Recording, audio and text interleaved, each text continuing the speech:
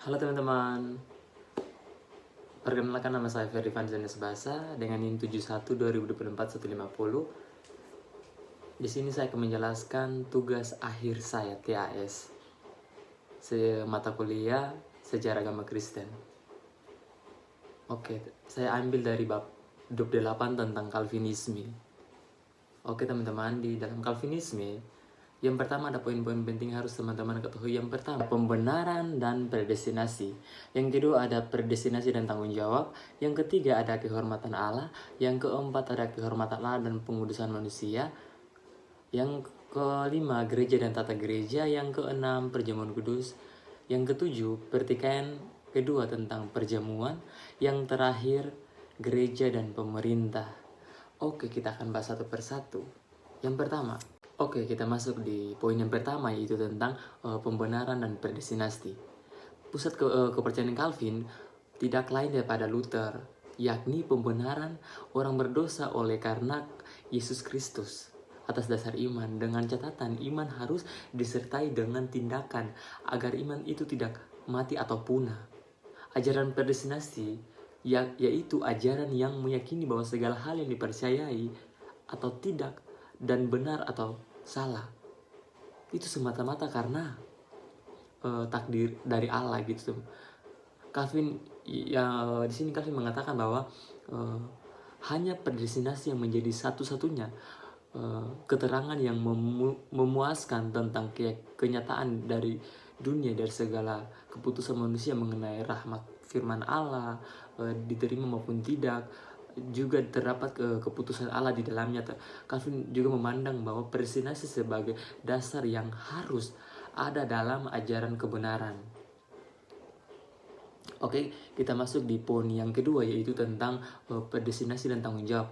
Di poin yang kedua ini Calvin tiba pada masalah lama yang sulit dipecahkan, yaitu bagaimana predestinasi Allah ini dapat disesuaikan dengan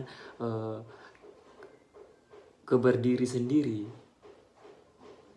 dan tanggung jawab manusia.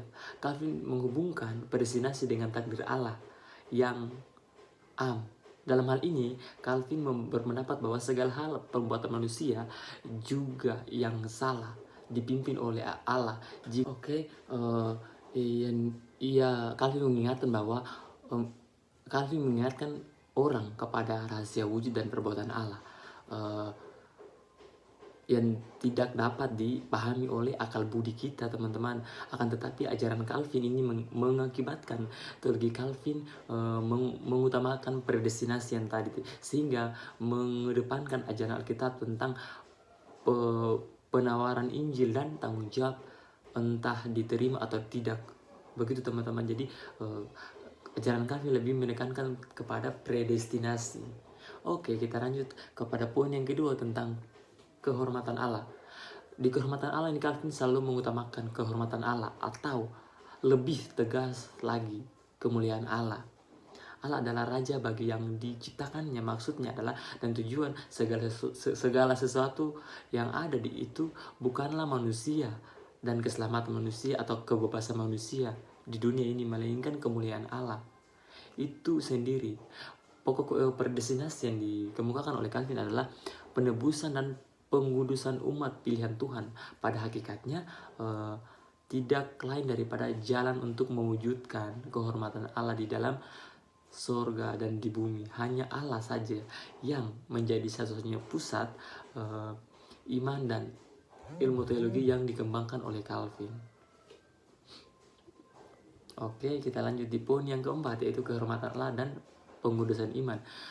Di sini menurut Calvin dia mengatakan manusia dipanggil untuk menyerahkan segenap hidupnya dan segala tenaga dan bakatnya untuk memuliakan Tuhan di mana-mana. Hanya dengan demikian manusia dapat hidup berbahagia. Jadi manusia itu harus memberikan semua hidupnya hanya pada Tuhan, sehingga dia mendapatkan berkat, mendapatkan segalanya. Itu yang Tuhan mau menurut Calvin, yang dikemukakan oleh Calvin. Jadi hanya dengan demikian manusia dapat hidup berbahagia, menyangkalkan dalam menyerahkan diri kepada Tuhan.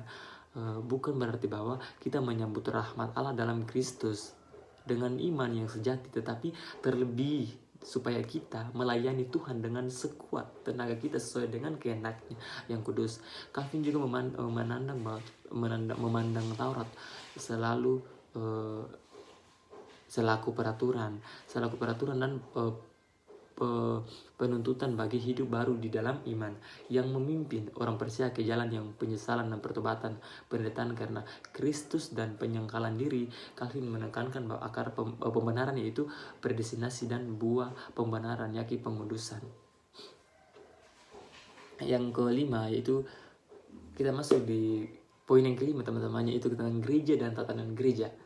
Di sini anggapan Calvin tentang wujud gereja Kristen bukan tempat yang objektif untuk memberitakan keselamatan, tetapi secara subjektif juga gereja menjadi tempat persekutuan orang-orang percaya dalam Kristus dan sesamanya. Gereja menjadi tempat pusat orang-orang percaya berkumpul dan memuji memuliakan nama Tuhan di mana saja gereja pun berada. Gereja tetap menjadi garam dan terang dunia. Gereja menurut Calvin juga harus memiliki dua ciri yang sangat penting, yaitu pemberitaan firman untuk Alkitab, pelayanan dan sakramen sesuai dengan kehendak Kristus. Calvin mengatakan bahwa manusia yang mendengar hukum-hukum Allah harus diberikan disiplin yang dimaksud ialah untuk membentuk suatu persekutuan yang taat dan setia kepada Allah selaku pemimpinnya. Calvin juga mengatakan bahwa susunan gereja harus mencerminkan perbuatan Tuhan. Segala hierarki yang menyebabkan manusia memerintahkan sesama manusia harus disingkirkan dari organisasi gereja. Yang keenam teman-teman, tentang perjamuan kudus. Di sini Calvin menekankan tentang perjamuan kudus. Oke, mungkin ini saja penjelasan singkat dari saya. Terima kasih, selamat menonton. Dadah.